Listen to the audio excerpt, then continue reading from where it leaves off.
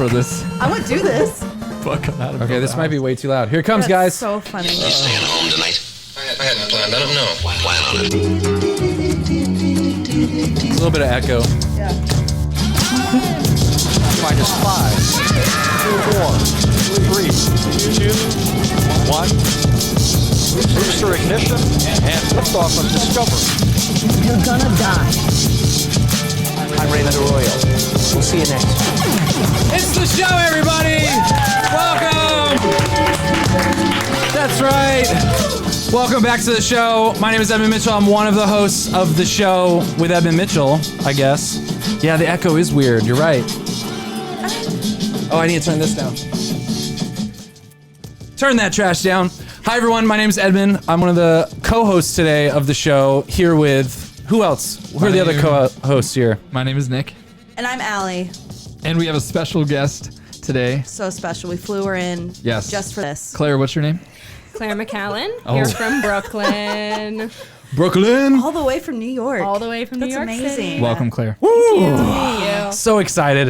That's awesome. Thank you, guys. For those of you listening at home, you don't get to experience all this. We have another live studio audience. Only our best friends. Only our best friends. There's always about an hour of prep time because I'm kind of prepared, but always a little not as prepared as I should be. So you don't get to experience that, but that was lovely. That's actually the part I like the most.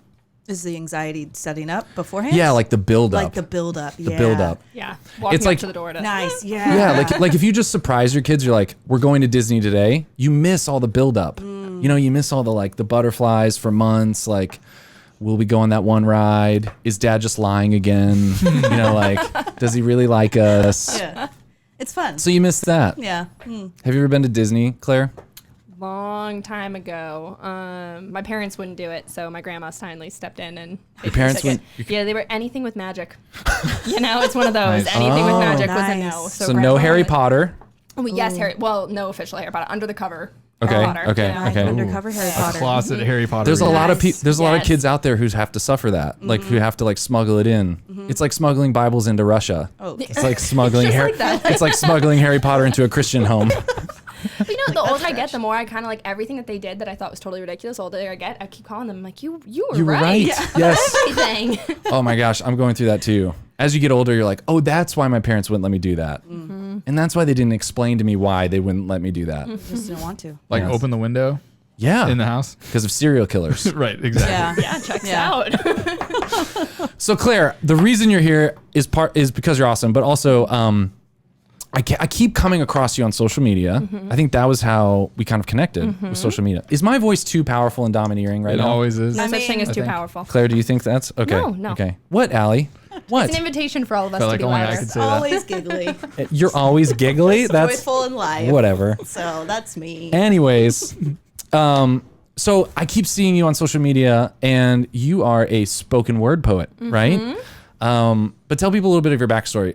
Partially, like I really respect people who are just putting in the work, and I also respect people who are extremely, just like this is kind of how I am, very transparent and vulnerable and like raw. And I don't know if those words are cliche, but you've had a few things that maybe we'll talk about a little bit later, but you know, these like series of articles on Facebook and just a lot of the stuff you're putting out. I just was like, I want to get to know this person. Jeff Hedgeland is a huge fan. Shout out to Jeff Hedgeland. Yeah, I'm the biggest Jeff fan. It's so mutual. Where do you know him from? He just like found my poetry On the stuff. internet. Yeah, Really? He's the nicest guy and the most consistent Yeah. supporter. And even when no one else cares, He's a very dear Jeff is- friend. He's a good friend of Well, I ours. mean, of so all of us, but- that's great to hear. Yeah. Yeah. He's No, yeah, so- he's he's so homegrown. encouraging. He's homegrown Yeah. around here. I know it was a bummer. We were messaging. I was like, I'm gonna be in your neighborhood and finally get to meet you, but it didn't happen. Yeah. Dang it, That was John. Jeff. So tell people about you. Where are you from? Like, what's your story? I'm from a small town outside of Boston. Okay. Went to school at Franciscan. Okay. And Does she sound like she's from Boston? Not really. I've moved around. Okay, ready for this? Yeah. Places Give us I've a Boston lived. accent. Oh, I can't do the accent. It's Oh, I just thought places. that's- I know I never, because I moved around so much. I grew up in Boston, went to school in Ohio, but spent every summer down in D.C. because the Okay. original passion, you know how you have a passion you can outgrow? Yeah. The original passion was politics. I was like so into Okay. it. And Did you want to be a politician? Yeah. Okay. I started really young. I started at like 16. Okay. Flying out to these like crazy conferences all over the country. And Wearing pantsuits and stuff. I was Of like all a colors. little conservative Hillary. Yes. Nice. Really? Nice. Yes, that's actually exactly. Where is Kyle still here? Okay, he could have left. testified it to it. It was nuts. It was so what I was into, and then, but I mean, I went and I saw too much of the world, and then I never got it back. I was in Boston, went to school in Ohio, spent every summer down in D.C. After graduation, I lived in Florida for a little bit, and then Where? I lived in Melbourne? Florida. Melbourne. Oh, I kind of know Near there. Orlando, Tampa. and then L.A. for a little while, Wow, dang. and then Wait, so why'd you move around so much? Military family? No, it's just kind of fun. This was all me after graduation. I Oh, just dang. Wow. wanted to experience more stuff. So in Florida, I was a bracelet maker. That's true. That's true. Wait, that was your That's That was your amazing. full-time job. Yes, it was. Like, do you mean bracelet Like maker what like kind of like bracelets? beading. Did you I was have a putting little- beads on? You know, because I have young eyes. So Yeah. You got them young. Advantage of very that valuable in the opportunity. bracelet.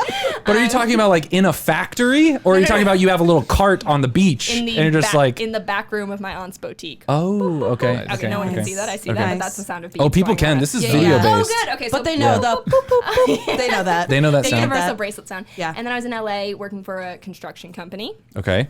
We were selling rocks, and then I went to Calcutta for a little You were while. selling rocks? Yes, Wow. There's There's kind a of a whole trend here. thing. Beads, rocks. Calcutta. Calcutta. Wait, What? More rocks than More Calcutta. rocks. There's some rocks. Yeah. So what'd you do in Calcutta? I was volunteering with the Missionaries of Charity. Oh, sweet. yeah. Gosh, your life. Yeah. How long were you there for? 2 months, Okay. and then I moved to New York. So wait, so you Franciscan University graduate. 2017. Did you also do Focus? Nope. Oh, okay. Okay. I don't know why. I thought I'm that. not that great at fundraising. Yeah. So no. Come on, think of all the Sorry, I don't fundraising. either. Think of all the fundraising bracelets you could have made. That's true. That Yeah. that one's fair. Yeah. Okay, so you're moving all over the place. What brings you? So now you're in New York. Yeah, I've been there for almost 2 years now. Okay, and what brought you there? When I was in Calcutta, I got typhoid.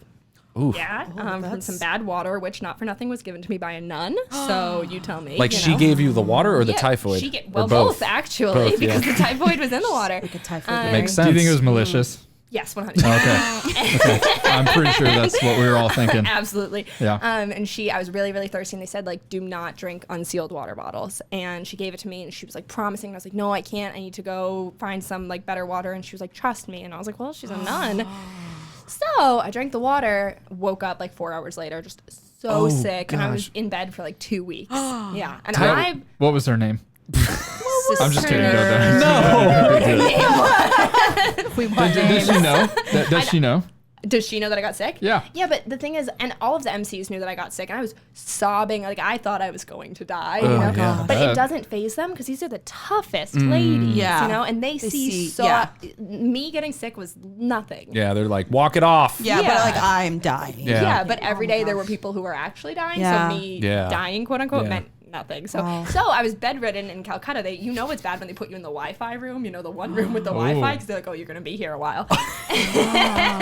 They put me in the Wi-Fi room, and I was just kind of scrolling around on YouTube, and that's how I found spoken word poetry for the first Ooh, time. Whoa. okay. So what year Yeah. is this? This is in 2018. nice. Okay. So it's all pretty new. Yeah. Wait, did the sister like apologize at all, or was she just like, ah? She's trying to toughen you up. She's just like, Yeah, I no. don't think she Did you ever ever encounter apologized. her? No, No? they Okay. were all. The only thing that I really sticks with me that any of the sisters said was at 5 a.m. they brought me, because I was throwing up the whole night.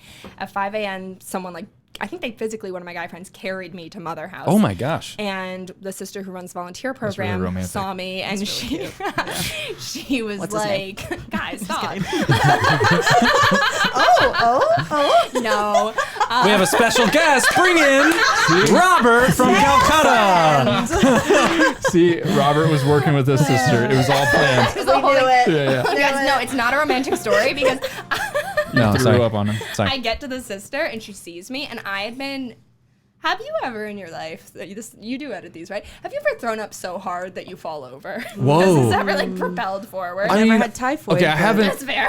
I haven't fallen over, but I've definitely staggered. I've definitely like walking to a hostel in Ireland and kind of like thrown up so hard that it kind of staggered me. Also from typhoid. But so why are we throwing We'll up say that. Sure. Yeah, we'll say that. You're in Ireland. Yeah. What are we doing? A form of taco. A guy in a place of service offered me a liquid that made me throw up. Similar story. And he was like, it's good. It's good. He's like, trust me. Yeah. I was like, you sure this is good? Okay. So similar experience. Yeah, Nice. exactly. Cool. Well, it was Calcutta, so there was like 2 inches of just like standing water in the bathroom on the floor. So I threw up and fell into the water. I get to so I'm wearing like these like light gray sweatpants, and I like get myself totally soaked, just like falling into the water. And I get there, and the nun in front of everyone is like, "Oh, sweetheart, did you pee yourself?" Oh my gosh. I was like, "No, I did everything else, but I didn't do that." And I Tough wish you as- wouldn't say that in front of people. Tough as nails, those nuns. They are the toughest ladies I've ever met in my Wow. life. They're like Navy SEAls. They just don't care. Yeah. They're really special. So you get super sick and you're in this room scrolling through YouTube and you come across like what's the kind of video you come across? Have you ever heard of Def Comedy Jam? Yes, They had absolutely. a poetry version. Okay. That's what I really got stuck on. So I think that might have Sweet. been like early 90s or something. Yeah. And if you go and you look, one of the coolest ones to look at is like, it's like vintage Kanye. And he's doing all of his really, really old pieces. Like it'll be like Gold Digger, but it's in the style of poetry. Yeah. Wow. Yeah. But guys, it was before the other stuff. It's old Kanye. And it's like old Alicia Keys. You like almost don't recognize her. Dang. Wow. Yeah, it's really cool. And then the guys who went on to make that movie Blind Spotting, like Daveed Yeah. Diggs and Raphael Casal. Yeah, it was really cool. So what was it about it that like caught your attention? I mean, obviously it's amazing to watch, but some people watch sports and go, "I'm never going to do that. This is awesome." And you're like, "I'm going to be Kanye. Let's do it." I looked at it and like, you see turn it a little something and bit. you're like, actually maybe I could do that. Yeah. Yeah. Because I had been writing for like the past year before that. My friends and I, we had a website that I wrote Yeah. for. And So writing like long form articles or poetry or what? Okay. Let's- We're just getting all my weird Here it stories is. out. Fan I love fiction? it. I love it. Is it fan is fiction, called- vampire fan fiction or? No, it was a travel startup. Okay. Interesting. A hustle, if you will. Yes. Called Truancy Travel. Okay. The October of our senior year, my best friend Miriam and I were sitting on the floor, drinking a couple beers, eating all the Halloween candy, and we were like, I want to see the world. I want to see the world too, but I have no money. I also have no money. And we were like, well, what could we do to travel the world for free? And we came up with this idea. We were like, well, what if we got famous on the internet? And then Novel idea. What if we became like Instagram influencers our Yeah. senior year of college? Paid And just Wow. write about the places you're going. Yeah. Yeah. So what it's we a good did- idea. It's well, honestly a good idea. We hit it. It doesn't really work anymore what we did, but we went to like fraternity Instagram pages. Interesting. And we followed the fraternity boys because we were like, who is not so bright? Who is not so bright, easily manipulated, strategy. and like That's wants so to go on funny. vacation? And we were like, Yeah. oh, fraternity boys. Interesting. So we would follow them by the hundreds, and then we would get apps that would unfollow them automatically by the hundreds. So was they the would i- follow us back. Was the idea that you were giving them like vacation advice? We marketed ourselves as being able to help people find really cheap flights. Gotcha, Which okay. we were. still on I'm here? so into this idea, by It's the way. not. It's not live anymore. I Dang can send you it. screenshots of our old Instagram pages. Yeah, Because for a yeah. second we were on top of the world. We had like 11,000 followers each. That's We were awesome, like, yeah. we did a whole month in Costa Rica with all of our accommodations provided. Wow, because that's amazing. We got these followers, and then we approached these hotels, and we were like, hey, look, we have all these followers. They're young. Because Instagram can break down your demographics, and we're Yeah, like, yeah. they're 18 through 25. They're looking for spring break options. Let Crazy. us stay. We'll market you. Kids, don't go to college. Don't do Don't go to that. college. Why am I not doing that? Get Instagram famous. Don't go to college. It going to doesn't Europe. work anymore because Dang it. Instagram changed their algorithm. Yeah. Drink funny water. So you can't do that anymore. Yeah. Well, you'd have I to get do it in a different typhoid. way. Like you'd Yeah. have to just hustle. I know a lot of YouTube vloggers do stuff like that, or photographers will take photos of exotic places and sell the photos and stuff. So, okay, so Dang. so you had been writing, and then you see this, and you're like, okay, what if? So you had been writing travel stuff, and somehow you were like, you were gonna do spoken word travel? Yeah, I mean, anyone Stuff. can rhyme. It's not crazy. Yeah. you know? But the content was very different than what you're doing now. Yeah, but I was writing a lot just even for my personal Facebook about my experience in Calcutta. Gotcha. Yeah, so I got to New York, and I crashed with my best friend there. And I looked up this place called the Nuyorican Poets Cafe, which is like the biggest Okay. poetry scene in New York City. It's in like, it's on like First Ave. Yeah. Near St. Mark's. And I just went to a show, and I creepily watched for 3 weeks. And then a man who's now my friend, Dwayne, came over to me and he was like, you can't keep watching. You got to get up there. You got to Interesting. go. He didn't mean it. He meant it in like a funny way, but it was like the push. And then the next week I got So up for the first time. how did he know? Could he just see it on your face that you wanted to do it? Yeah, I mean, I was being super creepy. Yeah.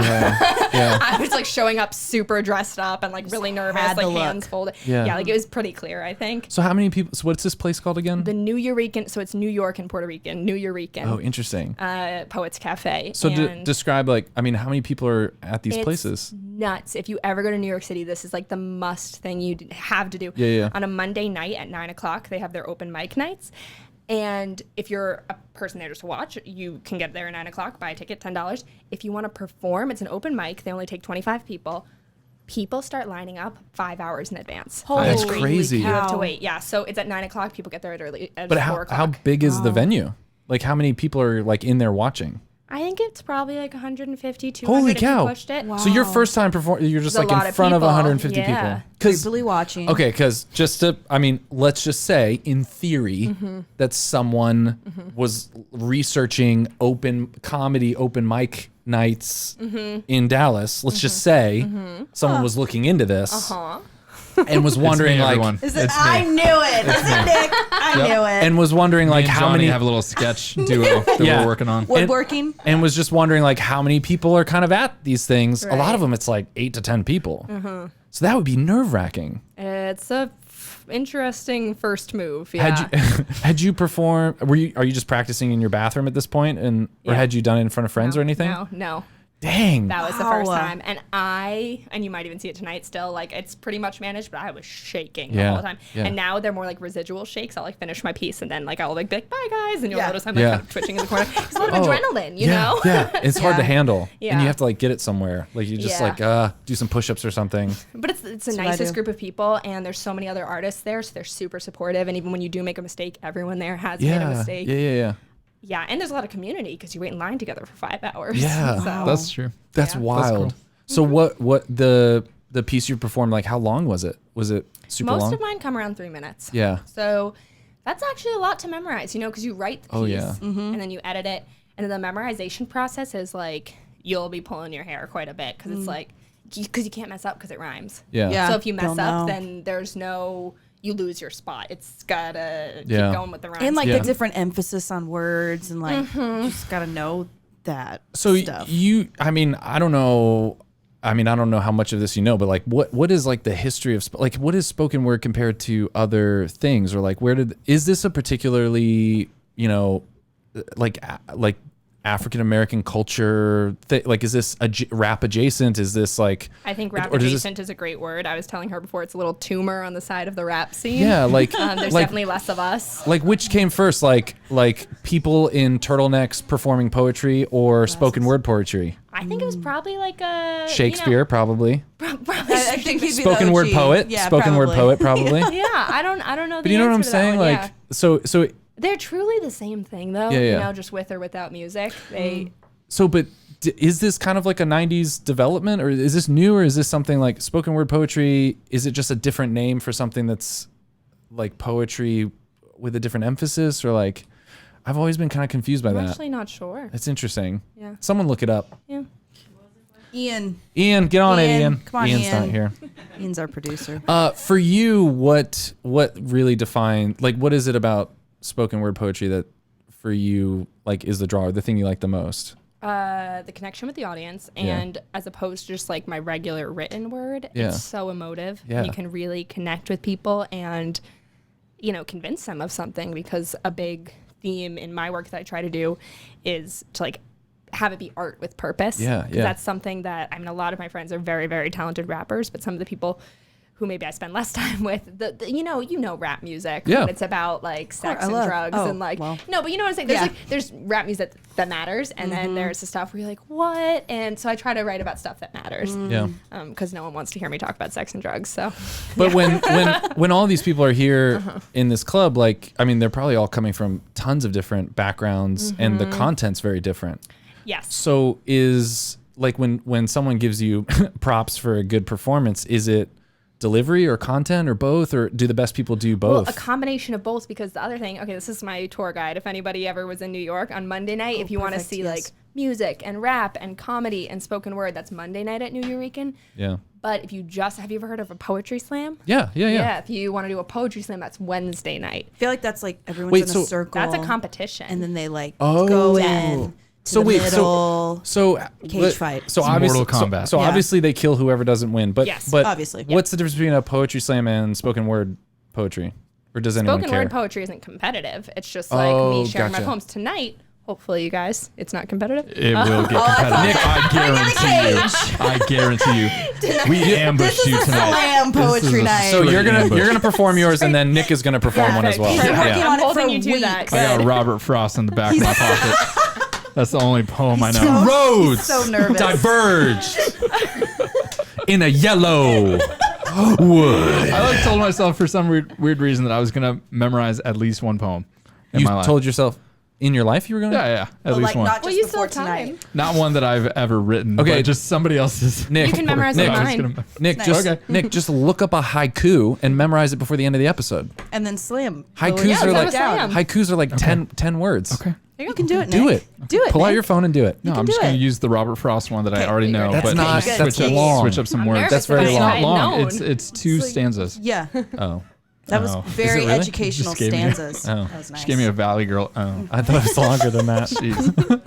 So, okay, sorry. I think I took you off. Well, the question I'm interested in is what to you makes the best spoken word, like performance or like whatever. Like what is like really good for you? Like when you see someone perform, because how many nights have you been going? A lot, right? Like when you told me that you moved to New York to do this, because you have a daytime job, right? Or I'm a director of religious education. Seriously, grinding it at night and working for the church during the day and like pursuing her Wow. passion, and then moved there to like I don't know. I just have a lot of respect for someone just like to go all in like that. Yeah. Yeah. So, but Tired all the time. I know we all are. it's the life. Wow. So for you, when you see people perform, who are some people that you're like, or what are like the qualities of one of those performances that's really good for you? If you can create something that's universally applicable, Interesting, yeah. because I definitely see, especially when a lot of poets want to cover really difficult topics Yeah. and it gets political, I see a lot of pieces that will alienate one group or another. Yeah. And I personally, a number of times, especially, it's New York City, you know how it is. Yeah. My lifestyle is going to be very contrary to what a lot of people are projecting. And so I've felt alienated by people's poems a lot of times. And so technically it's like their writing is incredible, their delivery is wonderful, but I feel like I don't even have a space at that cafe Yeah. then, Yeah. I'm like, oh, you just gave a poem about hating this type of person. That's actually me. So like, Hi. Hi. yeah. This is me. And with my faith, a lot of the stuff that I would write about, I couldn't really bring to the poetry cafe. You know, like I have to find very universal topics. Yeah. Which is So good is though, 'cause that- it's connective. Is that something that's like, are people like, do you feel the pressure to do that? Is that internal, external? Like, do you just not feel comfortable making it that explicit? Well, in a way, I think it's good pressure because when I meet people, I meet them face to face during these slams or shows, and I present them with something that they are definitely going to connect with because I very intentionally chose a universal topic. And then they're going to connect with me on social media and see some of the things that I'm creating because I just started working with the Diocese of Brooklyn to produce videos. Nice, yeah. And those are going to be very faith-central pieces. But their previous experience with me is going to be like, no, she doesn't hate A, B, and C type of person. Yeah. I'm the worst. Do a pause break I'm the here. worst. I'm so Full of sorry. I'm issue the over worst. here. Thank you, sir. Thank you. Sorry. I'm so sorry. I'm the worst person. I thought you were laying a beat for me. I was like, you're going into the poem. We're going into the poem. On that note. After our next segment, no. That's interesting. We've talked about this a lot, and I don't know if you guys are like frustrated by this topic yet, but we've talked a lot about. Definitely. So frustrated. Tell him. Grinds So my gears. this podcast 2 years. is one of the few places in my life where I'm not always like, I don't know. I just don't care about it being explicit. We got a voicemail in a past episode where someone was like, could you make this more Catholic? I was kind of confused. Like, is this Catholic or not? And so I don't know. I'm interested in hearing because you could just be like, you know what? I don't care. And just go in all smug and just be like, this. Jesus was Catholic and so am I. You know what I mean? Like you could be explicitly Catholic, and that's an approach, and there's nothing necessarily, I guess, wrong with that, but I'm interested in I agree with how you're coming at it, because I do think it's harder to make something so universal and so deeply Catholic at the same time. I think it takes more skill often. That doesn't mean Thomas Aquinas' Summa was lazy. But like it is it feels like a more skilled and nuanced thing to accomplish really well. And I'd say the greater goal isn't popularity and a lot of people doing those little finger snap things. The greater goal is probably the greater goal is evangelization. Yeah. And it's not going to work if I get up there and I'd be like, Yeah. you're wrong, I'm right. Tell you, yeah. Yeah. Repent. Yeah, and you believe. You gotta hit them with love, you Yeah. know, and Yeah. then form relationships, and that's where the Yeah. magic happens. Everyone already knows that, but I love this about comedians too. Like I'm getting really into, I don't know, just it sounds so dumb because it's so popular right now, but I'm really approaching comedy very differently than I used to because I have been exposed to a few people who are talking about topics kind of like what you're talking about, where you're kind of confused about where they lie on the topic, maybe a political topic or some type of like social justice, but they're just saying it in such a way because they're trying to make it universal to everyone in the crowd and not make everyone feel alienated. Kevin Hart was talking about like he would perform in like, you know, Venice, Florida, and then perform in like Cincinnati, Ohio to test his jokes with the different mix of the crowd to try to like craft the jokes in such a way that no one felt left out. He wanted everyone in the crowd, no matter where he went in the world, to get the universal like truth in it. And I think that's so amazing. I mean, in some ways it's so evangelical, but it's also just it's exciting. Like that type of stuff is very exciting. What kind of topics like have you found that you've like spoken on that people gravitate towards the most? Yeah, and I chose a couple for later, and they're like a couple of my really universal ones because they're the ones that get the most used. Yeah. And which is why I have them for tonight. So materialism, because that's something pretty much everyone is struggling with right now. One is just on the concept. It's a metaphor. It's the idea of being pregnant with a dream. So like feeling it inside you, it's kicking, like you're getting ready for delivery as you feel like all of your hard work getting ready to be delivered. Oof. I've never felt more feminine That's before in my life. I'm so excited. I think I'm a woman. But I you didn't know think- what I it's think like I'm a to be woman. pregnant with I the didn't dream. think that You I had that know. much Exactly. estrogen in You me. know. Wow. Someone be my doula. That moved me.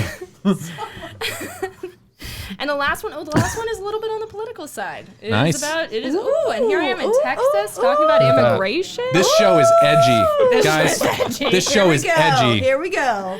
That's awesome though. Yeah, so those are a lot of my more popular ones. Yeah. Yeah. That's awesome. Okay, cool. Well, maybe this is a good time. Maybe we'll hear one, Sure. and then we'll keep going. And then we've never done this. We've never done a performance in the middle of the show.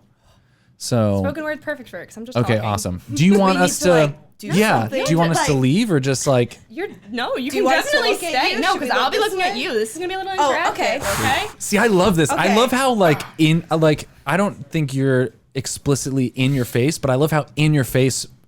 Like anytime I've Are went you through calling your me obnoxious? No. Anytime I've scrolled through your videos, or anytime I've seen something like this, it's so, even though I'm through the phone, it just feels so, Like you're talking to me. yes, it's so, like, it's hard. Like, It should be like even attractive. while I'm watching, I'm like, where do my eyes go? Like, like I want to just listen, but there's like this implicit, like vulnerability in even just listening. So I'm excited. This is gonna be, I think sometimes for me, that can go like way over the top. But when I went to your Instagram and I was looking at a few videos, like I knew that I liked it because I felt like I felt the authenticity of like you're not trying to sell to me or anything like that.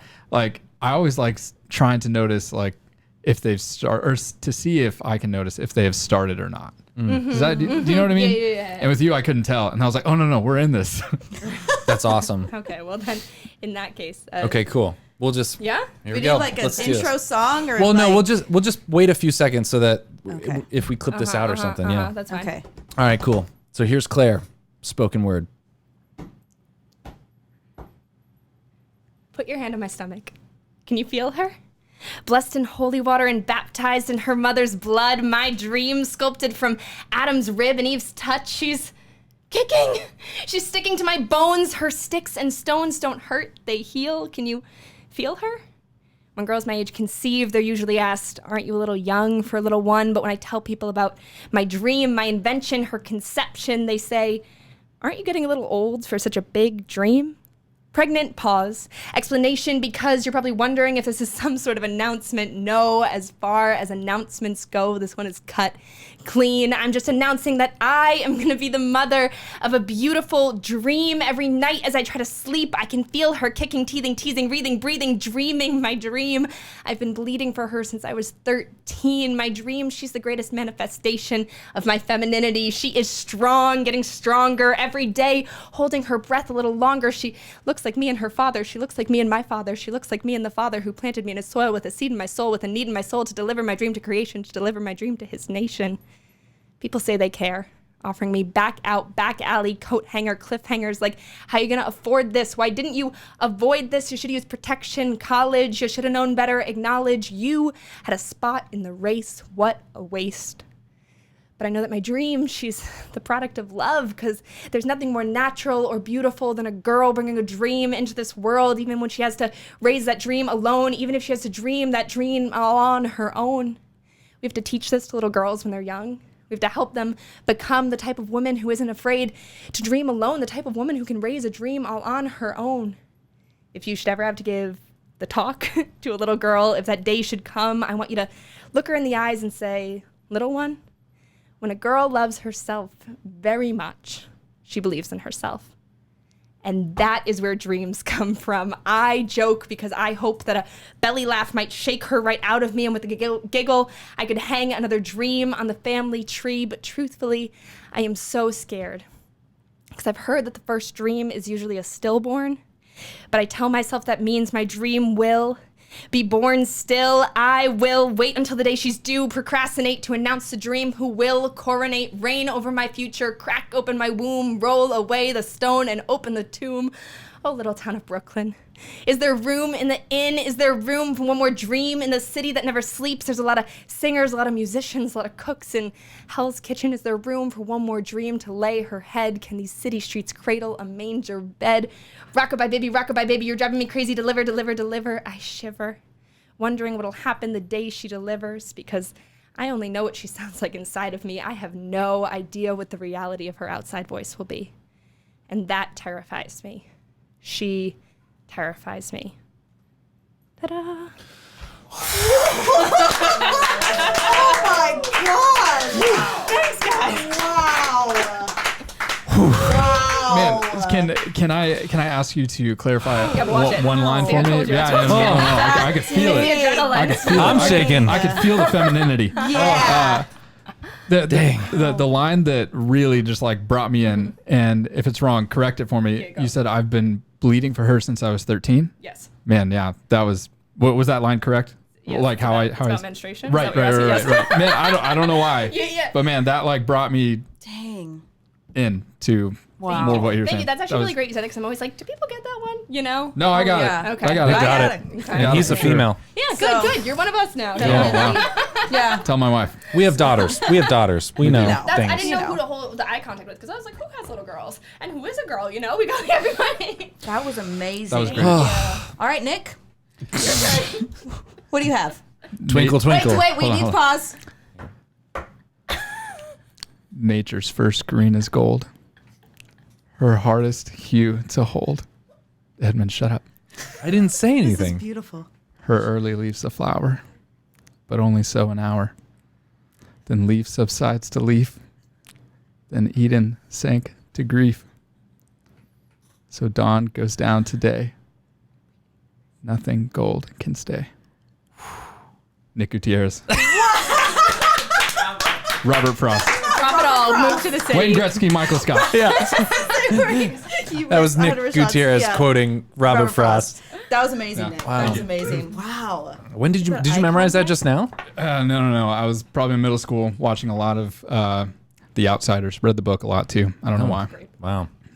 Okay, so that was amazing. Thank How you. like what is your process and like writing that? My first job in New York City was at a huge thrift store in Manhattan. It was a horrible job, and I wrote that poem on the back of a receipt, a very long receipt. I'll Dang. say, wow. A receipt from like well, CVS or No, from one of the customers. So that's the problem. One of the customers is like, they're talking to me, and I'm like, shh. I was fired from that job. But now we got this out of it. we got that. You Yeah. birthed that dream, girl. So you just wrote it right out? I mean, did you Yeah. like you edited, workshopped it, or? No, the writing is the easiest part. The writing, every poem takes like 15 minutes. Interesting. But then the memorization Yeah. is like, Yeah. I can't think of a time that I've like really memorized a poem and not ended up in tears, because Yeah. it's just like hours of practice Yeah. and just being like, and you can't just sit down for like 3 solid hours and then amazingly get it. It's like an hour and then you're sputtering, and I know this sounds silly, but you like work up a lot of saliva, you know, Yeah. so you're just Sure. like tripping over your words and your brain's going numb, and so it's like an hour and then a break, and then you go back and you've got it a little more, and every night of sleep helps. But I can't memorize a poem and like really have great delivery on it without like a week of preparation. Yeah. Dang. Yeah. What's been something that have people given you any like advice or tips, or like is like, are you just like, is this just you? Like, is this just like tune out everyone else? Yeah, like how do you... and just yeah. like, I'm going to do it how I want to do it. Yeah, definitely that. But also I get an incredible amount of firsthand inspiration because, I mean, I'm right in the heart of it. So all of my friends who are spoken word performers or rappers, like seeing them is just like so inspiring. Yeah. And everyone is hustling so hard. Yeah. I don't have one like mediocre friend. They are all the hardest workers I know. Well, I mean, if someone's like working really hard at rap, there's like kind of like Allie, there's kind of like a very obvious like financial path for that. Are most people there that are hustling this? Is this just like a passion project that they're not?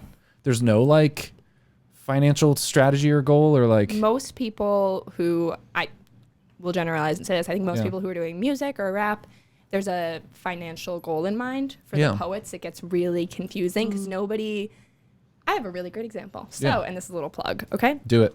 So I just produced and put out my first professionally produced video. Whoa, where can With people- the Diocese of Brooklyn. Okay, gotcha. Yeah, Mhm. yeah. So you just look up Diocese of Brooklyn Yeah, yeah. on Facebook and you'll find it. So this is the USCCB's Religious Freedom Week. Yeah. And so we filmed it. It was super exciting for me. It was like, oh, I felt like I was in a movie. They like wired me up and they Wow. had like all the cameras and it was like take 1, take 2. And I was like, oh, I'm in a Mary Kate and Ashley movie. My dream.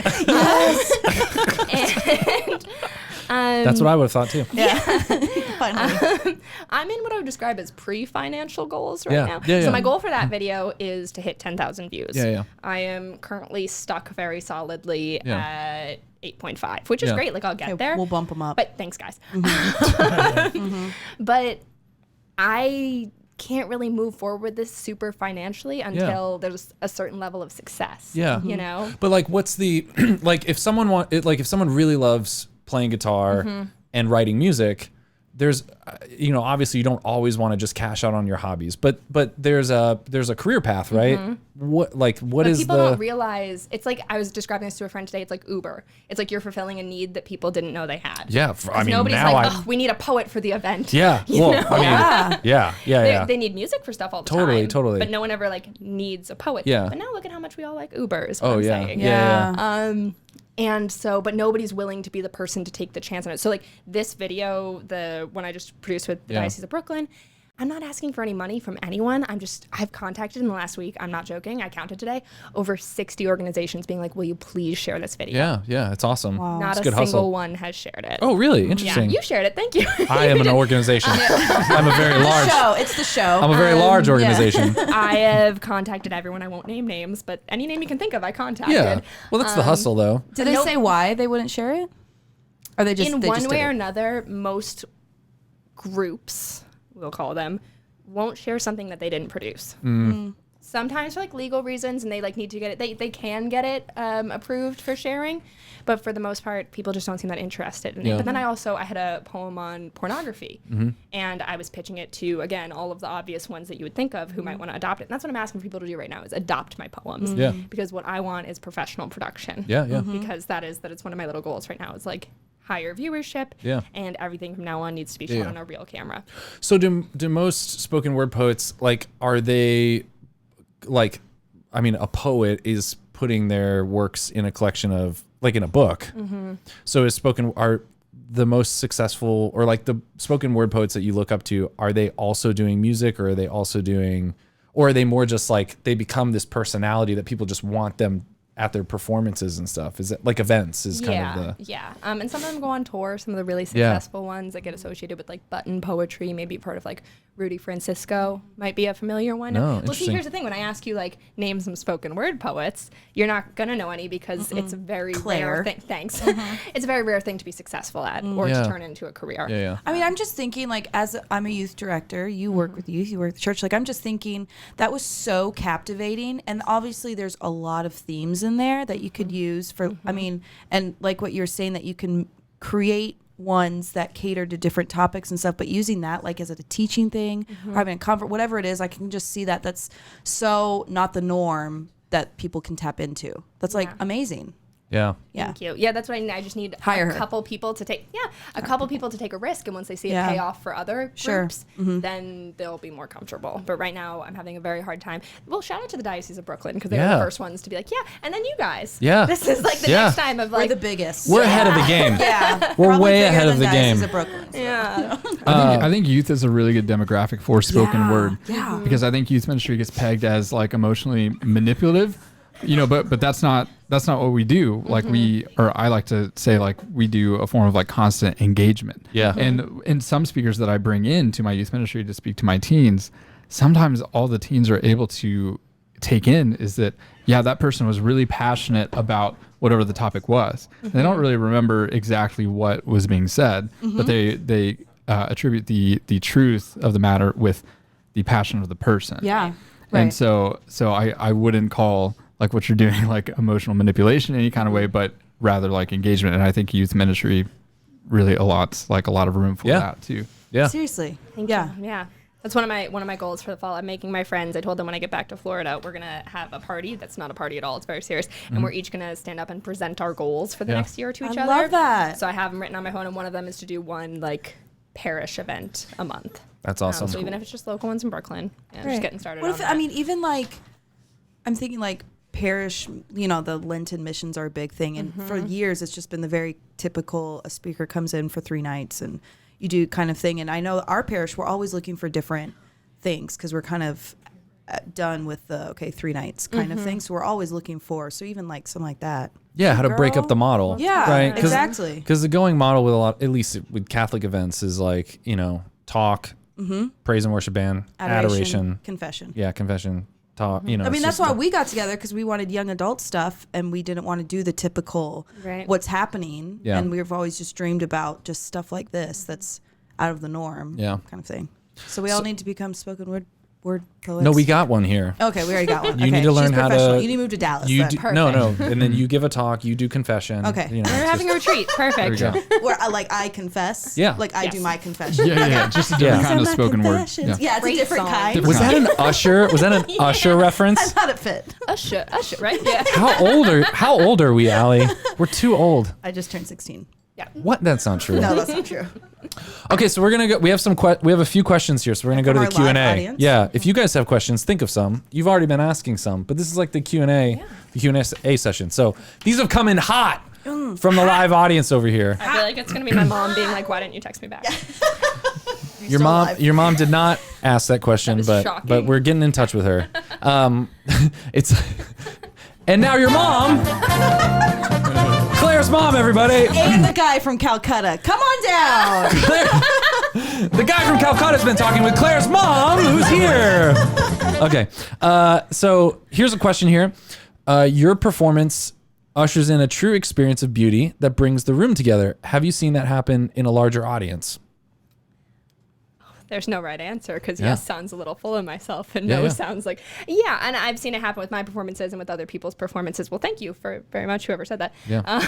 But yeah, I think it's connective, and especially when you hit on those universal themes, it's something that I'm agreeing on, the audience is agreeing on with me and with each other. They're Yeah. talking about it, hopefully, especially because a lot of times I'm performing to other artists. So with that piece, more than anything, it's kind of a moment for all of us being like, oh, I do want this, Yes. you know? I am Yes. pregnant. Yes, I know we're all pregnant. It's a maternity thing, yeah. We're all pregnant. Do you have any memories of, or like any stories of like something like that happening where you really connected with someone that otherwise you would have been very different from?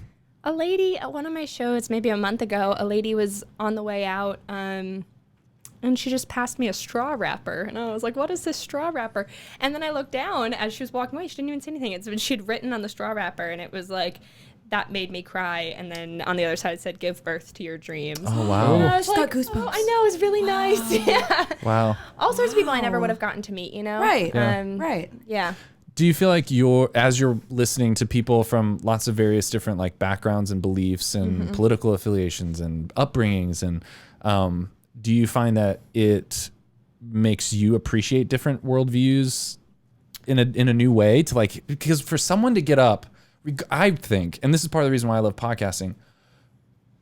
There's a quote that I'm forgetting, but it's something like, if I hear someone tell their story, it's hard for me not to fall in love with them. Like in a sense of like, it's hard for me to hate someone if I hear them actually tell their story. And I feel like with that, it's a way of telling who you are. Yeah. And it's so, it's so transparent and scary. It's like disarming. That I feel like even if someone were to stand up that was I disagreed in every single possible way, I can't imagine being in this live experience with someone like you've put everything into that, and not be like, that was amazing. Yeah, like you said, like, okay, the content I disagree with because maybe it's like I hate blonde girls from wherever, right? Like, but there must be something about that you're like, man, I appreciate something there. What is it that I'm appreciating? Maybe not. There have been, then, you plan different emotions with your poems, and they'll be like, and like the theme of that one maybe was like desperation and vulnerability, but there will also be poems that are purely meant to be like angry and like satirical, you know? And so that's so funny that you just said that about like, I hate blonde girls, because like that has been like in people's poems about like, oh, white, blue-eyed blonde girls. And I'm sitting there, I'm like, well, hi. And then I have to go up on stage next, and I'm like, that's how you start. And welcome, That Claire. is literally exactly what happened. You know, and it doesn't. It is. I think about it like with comedy. You know, where sometimes it'll be connective, and then sometimes when someone communicates exclusively in anger and ridicule, it's not going to be connective. Because there's no vulnerability in anger. Have you listened to the Moth Radio Hour at all? Speaking of my mother, she keeps sending it to me. Oh, really? But I have not opened it, and now she knows. Okay, well, it's been a long time since I've heard it. But when I lived in Toledo and I first came across like Radiolab, NPR, podcasting and stuff, one of the ones I came across was the Moth. And a lot of times, some of the stories you've listened to it. Has anyone else listened to this? No. So they're just basically stories, right? Like it's just someone telling their story, and it's not like performative. Well, I mean, it's performative, but it's not like spoken word. It's someone telling like a specific story. Sometimes they're kind of funny, sometimes they're not. And you know, as you can imagine, like a lot of them lean in a certain direction as far as like the worldviews and the beliefs and stuff like that. But I found myself at the time, all I was listening to was Catholic radio. Like that was it. And so in some ways it was really refreshing to hear someone from a completely different, worldview share something very like personal. And a lot of times these are stories of like struggle or overcoming, some family trauma or something. Anyways, I don't know why I'm telling that story, but there you go. Yeah. That was me just sharing that. Okay, what was that line you said though? You said anger doesn't breed vulnerability. There's no vulnerability in anger. Okay, I'm doodling. You're writing that down. So good. There's no vulnerability. That is my own take on something that someone told me a very long time ago. Not an original, this part, but mad is sad's guardian. Oof. So anytime anyone's actually angry, they're actually just sad, but they're just protecting themselves. Yeah. Interesting. So yeah. Have you ever bombed? Like done horrible? Oh, and it wouldn't have been that bad if I just accepted that I had bombed. I think it might have been that poem. I was like 30 seconds into it, and I was like, and you're like, what do you do when and you everyone's lose your so place? nice. Everyone's like snapping. They're like, come on, you got this. We love you. And you're like, you just say the end. And I went up. It would have been if I was like, sorry, guys, and I got off the stage, would have been okay. But instead, Kept going. I was like, you know what? sometimes I think you could just see me like unraveling. I was like, sometimes in life you fail and you don't know the words, and that's okay because we're all on this journey together, just like twitching and rambling for like 2 minutes. You start doing like a little jig. Yeah, I start Singing yourself. Yeah. This is me, jazz hands. And I just kind of ran off the stage and left crying. Okay, I but cried all the way back to Brooklyn. okay, but then how long was it till you got back on the stage? A little while. Yeah. Okay. So So talk- And then I got back up, but I was mortified. No, but like what like how did you get through It's a that process, yeah. Because like bombing that bad. The artist community. Yeah. They are so awesome. I was getting all these messages. People were posting on their Instagram story. They were like, Clare McCallan is 100% certified. Like, you mess with her, you mess with me. Like, you can't Like a gang. I was like, yeah, like I am. I don't know what's certified. Certified. Yeah. That's the thing with hanging out with poets. Everyone's got really cool language, you know? Yes, yeah. Great That's vocabulary. amazing. Like Yeah. that's amazing. Community. I really feel like like community, the small like I mean it's big, but just like the man, it's just like such a what's the word? Oh gosh, like not a kiln, but like what's the pressure cooker? Yes, pressure Iron cooker's sharpens good, iron. yeah. What's the word? It's like crock pot. pressure. no, Come on, it's Air fryer. a come on. furnace. No, it's one word. crucible. Come on, yes, Crucible? yes, Crucible's good, crucible. There you go. almost It's had like it. it's a crucible. The community, the positivity of like just say it, just be honest, and Yeah. vulnerability. Man, that's amazing. Yeah. It's very Okay, cool. other question. Who are your favorite spoken word poets? We talked about this a little bit, but Yeah, 'cause do I you don't have even like a know list? anyone. Do you have like give us I some names guess. and we can add them in links and show do them Rudy later. Francisco is my Okay. number one. Yeah. You guys know them? Yes. Awesome. David Diggs. He was in Hamilton. Interesting. Uh-huh. Yeah. Yep, right. And now he narrates, what's it? It's like the Disney Animal Planet thing. It's like a children's yeah, show. Yeah, he's a yeah. very recognizable voice. And his partner in crime, Raphael, because I think it's Casal or Casal, it's Casal. And they just produced a movie together a year ago, Blind Spotting, and theirs were really the videos that like really got me into it. Anything deaf poetry jam is Yeah. really cool. And then out of my friends, shoot, I can't even start listing my friends. I'll give you guys a list for later Okay, yeah. because I don't want to forget anyone. Seriously, You know, but we'll put them in the show notes. know so many talented people. Yeah. It's like almost heartbreaking how many talented people Yeah. I know. Because I've talked to some of my friends who were like, okay, what happens when we all see each other again in 20 years? Yeah. The majority of us have kind of dropped it. Maybe 2 people really succeed, you know? Yeah. Because right now everyone's fully hustling. Because right now it could happen for Yeah. anyone, Yeah, you know? yeah. But it'll be a very, very small percentage. And it's like who will continue it as a hobby for the love of it and who will be like, oh, yeah, I did used to do poetry. you Yeah, know? yeah. So it's Yeah, gonna be because like interesting. success isn't necessarily economic success or Right. financial success. Success could be that like I can imagine someone who just like works a day job and this is just their heart. Like this is just what they do, you know? Like, so we'll put all any names you give me, we'll Awesome. put in the show notes. Absolutely. Someone said, why hasn't Chance made a good song since Coloring Book? Okay. Well, who said that? That's a very neutral. Hot takes. That's a very neutral question. Neutral. I disagree. I liked Coloring Book a lot, Classic. obviously. Loved it. But I disagree. I would say whoever wrote that should listen to the new album he came out with. There we today. go. We were listening to it earlier. Hot take. I There it liked is. it. Acid Yeah. rap. Allie's into acid, rap. I love it. Nick, Allie, do you have any other questions? No, I feel like that's like such a gift to have that I don't think I have. But like to be able to write just in that way and then to remember like that's amazing. Well, thank you. I think If I it's had $1 million, it's I'd very give it to exciting for me because I realized I was like, wait, you can discover that you have a gift at like 24. Yeah. You know? Oh yeah. Right. I So mean, who knows what else is coming for us? it's like Mother Teresa. I think about going back to Mother Teresa, like she was 49 when she received her call within a call. And like so many people, I have friends that are younger than me. I'm 29. And so they're in their younger 20s and they think that life has just passed them by. And they're like, their dreams are gone and like all that stuff. And I just think of like, there's all these older people in their life that they just kept doing what they were supposed to be doing, kept following Jesus. And like, it just happened. And whether it happened in the way they wanted or something different, but yeah, that's amazing. That's cool. Yeah. I had something I wanted to bring up. There was a interview that someone posted between Jacques or whatever, however you pronounce That's how his- you say it. Yeah. Yeah. Derrida, who is like a postmodern philosopher. Sam Roca is going to like give me such crap for this. He's like, anyways, he's a philosophy professor. He's going to give me all this crap. But anyways, he interviewed this famous jazz musician who I didn't really know about, but this guy, last name Coleman. I don't know how to pronounce his name either. But it was really Gary Coleman. Gary Coleman. No, not Gary Coleman. Yeah.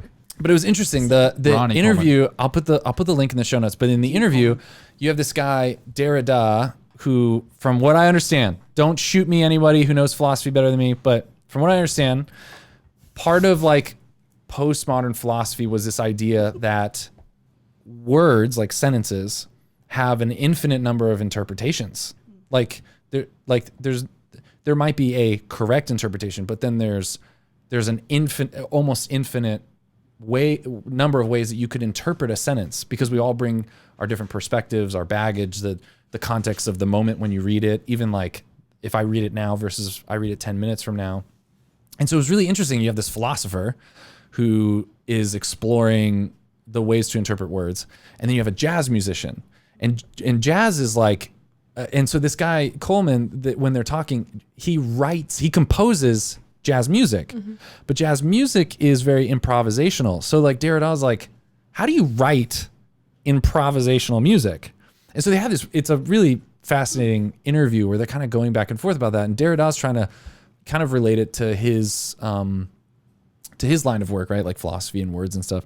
And there's this part here where, he says a little bit like Coleman says, I want to stimulate the musicians I'm writing music for instead of asking them simply to accompany me in front of the public. And he talks about like how when this group of jazz musicians are together, that's something unique when you're like in the moment and he says he writes just kind of a framework, but then in the moment it's like, it's different.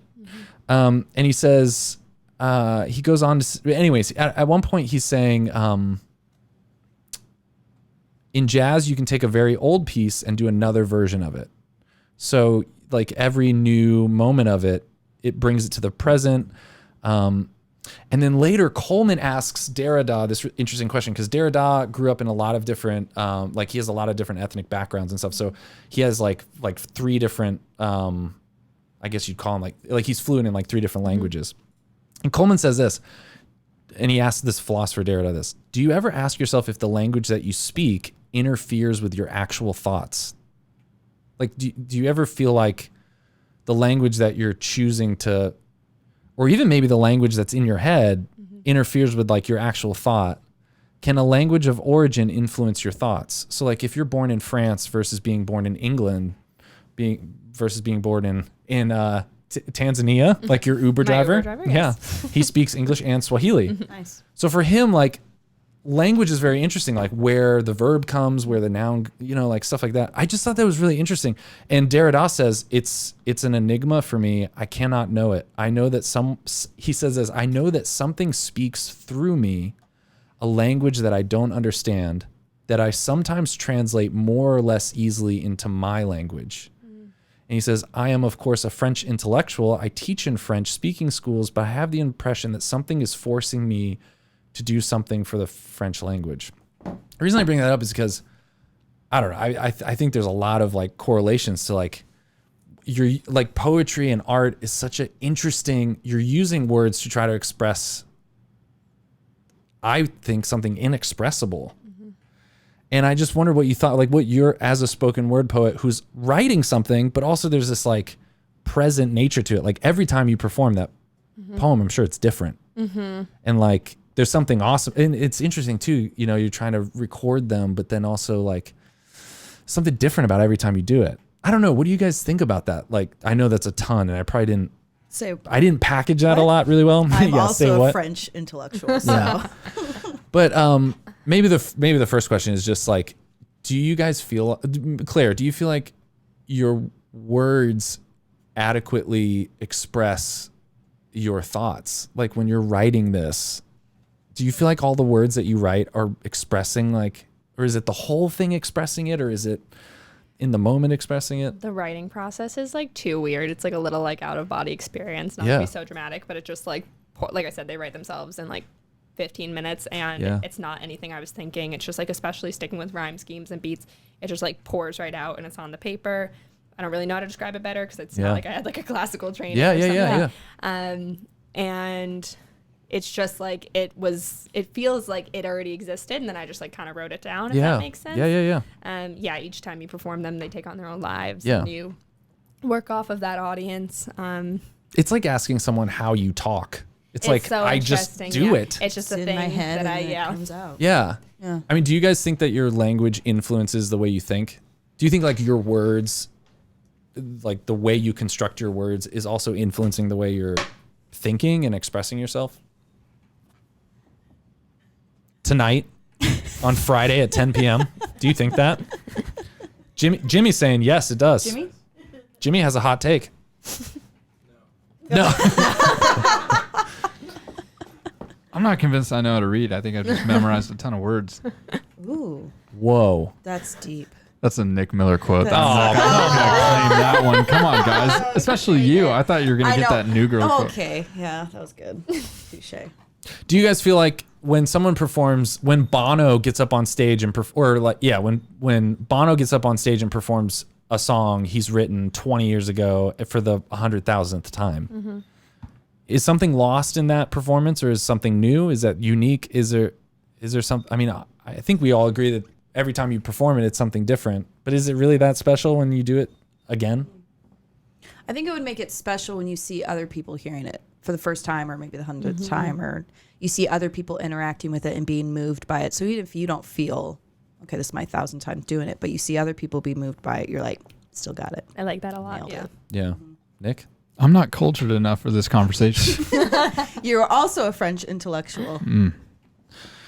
Nick, how do you speak your thoughts? Urban Dictionary. I often study that first. Yeah. And I let that influence Where from my your day. body do your thoughts come? My hips. Okay. Interesting. Nice. You Interesting. answered that very Yeah. fast. Is this what you say, or is this what your wife says? Your wife says, I'm like, not you gonna don't answer think that from your head. All right. Well, after this segment, we'll be... No. Emily, come on down. Well, Claire, thank you so much for being here. Thank you for having me. Yeah. Are there any other like shout outs or any things you want to plug or anything like that? Anything else? Where can they follow? Well, we'll have it where they can follow you. Yeah, like we'll have all the links Okay, in perfect. everywhere where this shows. You'll have links to all of your stuff. So where's like the primary place you would want people to go? Facebook, Instagram. Do you have a website? No, that's also on the Oh, list. we gotta get that. That's that's something that's coming now that I finally have like the professionally produced videos. Yeah. Before my iPhone videos Yeah, didn't yeah. felt like they. Yeah. But I would say Instagram as of right now because now they got that IGTV. Mm. That's great. You know, Yeah. so you can have a full length poem. Yeah. So And you if got a just- few up there, right? Like you got a lot of them up there. Yeah. I work hard. This episode is brought to you by Squarespace. Build it beautiful. Squarespace. Sponsor us. Enter promo code from my hips at checkout to from To get Nick's hip. 20% off. Nick's hips, yeah. Yeah. Nick's hips. From Nick's hips. Well, thanks for being here, Claire. This was awesome. Thank this you. was like we've never had like a performance in the middle of an episode. It was just so cool. It was really cool. That was amazing. Thank you. All right. Well, is there any other announcements? Allie, do you have anything coming up? Nope. Nick, do you have any? Tell us about your tour dates. When are your tour dates coming up? Yeah. Tell them what you're doing tomorrow. Tomorrow, The the country band that I'm in is playing a Christian music festival, which is the most hilarious thing to me in the world. We're playing Celebrate Freedom tomorrow at Texas Motor Speedway in Fort Worth somewhere. So That's awesome. Apparently like 30,000 people are going to be there. It's gonna be famous. You're a famous person. There you Yep. go. Right. Who are you playing with again? Nick's hips. No. For King and Country, Melinda, is that the Marinda? Melinda. Mandisa. Mandisa. Oh my God. Pat Barrett's going to be there. He's a good father, maybe. Yeah, he's a Pat good Barrett. father. Who's that? The He's a good Christian father guy, singer. the Build My Life guy.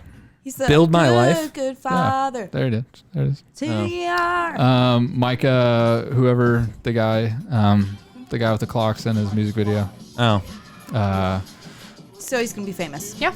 So people will see you there tomorrow. See you there. Everyone will see you there. All right. Thanks, guys. Thanks, Claire, for being here. This has been the show with Edmund Mitchell. Follow us everywhere, and sharing is caring. Talk to you later. Bye. Good job, Claire. Years now.